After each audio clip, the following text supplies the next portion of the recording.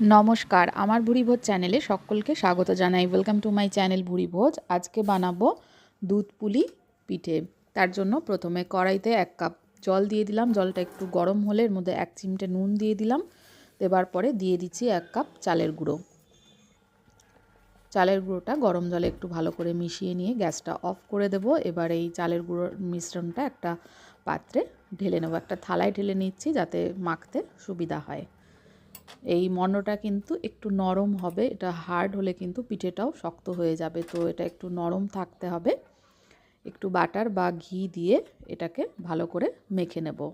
একদম আটা বা ময়দা যেভাবে মাখে ঠিক সেইভাবেই কিন্তু মেখে নিতে হবে। একদম মসৃণ করে খুব ভালো করে মেখে নিতে হবে। খুব ভালো করে এটা কিছুক্ষণ সময় নিয়ে মেখে নিচ্ছি। দেখুন কত সুন্দর করে, যেরকম আমরা ময়দা বা আটা মেখে নিই ঠিক সেইভাবেই কিন্তু আমি এটাকে মেখে নিয়েছি। যেরকম আটার বা ময়দার ডো থেকে লেচি কাটা যায় ঠিক সেরকমই হবে। এটা দিয়ে কিন্তু চালের আটার রুটিও বানানো যায়। এবার আমি খোয়া ক্ষীরটা তৈরি করে নিচ্ছি। দিয়ে দিয়েছি 200 ml দুধ, আর দিয়ে দেবো এর মধ্যে একটু গুড়। মিষ্টিটা যে যার পছন্দ অনুযায়ী ব্যবহার করবেন, চিনি দিয়েও বানাতে পারেন। আমি খোয়া ক্ষীরটা গুড় দিয়ে তৈরি করছি, তবে আমি একটু হালকা মিষ্টি ব্যবহার করব। এবার দিয়ে দিচ্ছি গুঁড়ো দুধ। 200 ml দুধের জন্য কিন্তু 200 গ্রাম মিল্ক পাউডার বা গুঁড়ো দুধ লাগবে। এবার ভালোভাবে এটা মিশিয়ে নিচ্ছি। 2-3 বারে কিন্তু মিশিয়ে নিতে হবে। খুব ভালো করে মিশিয়ে নিয়ে এইভাবে জাল দিয়ে নিতে হবে। আঁচটা কমিয়ে রেখে খোয়া ক্ষীরটা তৈরি করে নেব যাতে পুড়ে না যায়। আঁচটা কমিয়ে রেখে ঘন ঘন হাতা দিয়ে কিন্তু এইভাবে নেড়ে নিতে হবে। ঘন ঘন নেড়ে নিতে নিতে দেখবেন এরকম মোটা মিশ্রণ, একটা ঘন মিশ্রণ তৈরি হয়েছে। তখন কিন্তু আঁচটা একেবারে কমিয়ে ঘন ঘন নেড়ে নিতে হবে, নইলে তলায় পোড়া ধরে যাবে। এবার তৈরি করে নেব নারকোলের পুর বা নারকোলের ছেইটা। নারকোল পুড়িয়ে নিয়ে দিয়ে দিয়েছি এর মধ্যে গুড়টা ভালো করে মিশিয়ে নিচ্ছি। গরমে গুড়টা আস্তে আস্তে পাটালির গুড় গলতে থাকবে আর ভালো করে মেশাতে থাকবো। এবার একটু সামান্য জল দিয়ে দিলাম, খুব সামান্য একটু জল দিয়ে দিলাম যাতে না পুড়ে যায়। এবার দিয়ে দিচ্ছি একটু সামান্য চালের গুঁড়ো, সামান্য একটু 2 চিমটে মতো চালের গুঁড়ো দেওয়ার পরে দিয়ে দিচ্ছি খোয়া ক্ষীর। খানিকটা খোয়া ক্ষীর যেটা আমি তৈরি করলাম সেটাকে একটু ঠান্ডা করলেই দেখবেন শক্ত হয়ে গেছে। সেই খোয়া ক্ষীরটা আমি এর মধ্যে মিশিয়ে নিচ্ছি। তৈরি হয়ে গেল নারকোলের পুর। খোয়া ক্ষীর ছাড়াও এটা আপনারা তৈরি করতে পারেন শুধু নারকোল দিয়ে। খোয়া ক্ষীর দিলে অবশ্যই একটু স্বাদটা বেশি হয়। তো দেখুন আমার তৈরি হয়ে গেছে। এবার আমি এটার থেকে লেচি কেটে পুলিগুলো তৈরি করে নেব। পুলিটা তৈরি করার আগে আরও একটু ভালো করে মেখে নিলাম। এবার পাশে একটু নিয়ে নিচ্ছি চালের গুঁড়ো। হাতটা শুকনো থাকলে সহজেই কিন্তু পুলিগুলো বানানো ইজি হয়। এবার গোল করে নিলাম, নিয়ে বাটির আকার দিয়ে নেব যেইভাবে পুলি তৈরি করে। ছোট ছোট লেচি কেটে নিলাম।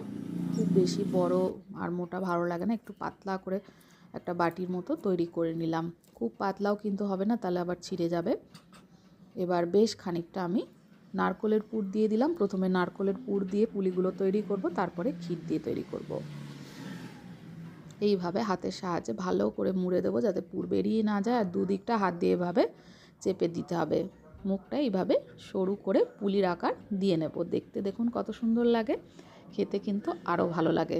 তো ঝটপট করে আমি এটা বানিয়ে নিচ্ছি। বাকি সমস্তগুলো একইভাবে তৈরি করে নেব।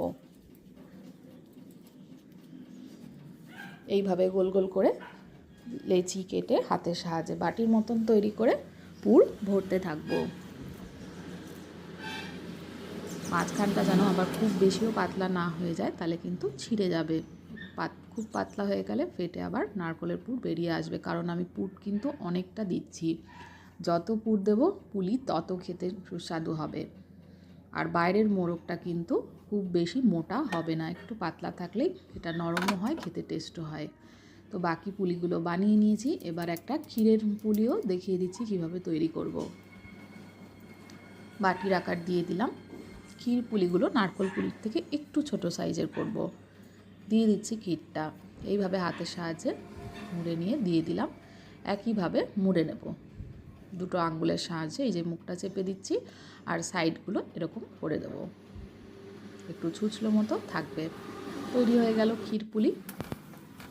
এবার দুধ বসিয়ে দিয়েছি, 1/2 লিটার দুধ বসিয়ে দিয়েছি। দুধটা একটু জাল দিয়ে নেব, একটু ফুটে উঠলেই, ভালো করে ফুটে উঠলে আমি দিয়ে দিচ্ছি পুলিগুলো। পুলিগুলো দেওয়ার পরে আমি 5 মিনিট মতন, 5 থেকে 7 মিনিট মতন পুলিগুলোকে দুধে সেদ্ধ করে নেব। 5-7 মিনিটের মধ্যেই কিন্তু খুব ভালো করে সেদ্ধ হয়ে যায়। পুলিগুলো ভালো করে সেদ্ধ হয়ে যাওয়ার পরে মাঝে মাঝে একটু এরকমভাবে নেড়ে দেব, যাতে সম্পূর্ণ খুব ভালো করে দুধে সেদ্ধ হয়ে যায়। ভালো করে সেদ্ধ হয়ে যাওয়ার পরে কিন্তু আমি গুড়টা অ্যাড করব। চাইলে আপনারা চিনি দিয়েও তৈরি করতে পারেন, তবে শীতকাল যেহেতু গুড় দিয়ে কিন্তু বেশি টেস্ট লাগে, খেজুর গুড় দিয়েই বেশি টেস্ট লাগে, বা নলেন গুড় দিয়ে খুব ভালো লাগে। এবার দিয়ে দিলাম, ভালো করে গুড়টা মিশিয়ে দিয়ে দিলাম। গুড়টা দেওয়ার পরে ভালো করে মিক্সড করে নিয়ে 2 মিনিট মতন ফোটালেই দেখবেন তৈরি হয়ে গেছে। আর এভাবে ফোটাতে ফোটাতে কিন্তু দুধটাও অনেকটা ঘন হয়ে আসে। দেখুন কতটা দুধটা ক্ষীর মতন হয়ে এসছে। পুলিগুলো কিন্তু একদম রেডি হয়ে গেছে। এবার গ্যাসটা অফ করে দিয়ে সার্ভ করব। রেসিপিটা ভালো লাগলে আমার চ্যানেলটাকে যারা এখনও সাবস্ক্রাইব করেননি তাদেরকে অনুরোধ করব সাবস্ক্রাইব করে নেবার জন্য। এবার আমি সার্ভ করে দেবো, সার্ভ করে দেখিয়ে দেবো যে পুলি পিঠেগুলো কতটা নরম হয়েছে। আর খেতে তো জাস্ট অসাধারণ। একবার এইভাবে বানিয়ে দেখবেন, অবশ্যই খুব সুস্বাদু হবে। দেখুন কত নরম। আমি হাত দিয়ে তুলে দেখিয়ে দিচ্ছি। আর পুরের পরিমাণও কিন্তু প্রচুর রয়েছে এর ভেতরে। জাস্ট প্রথম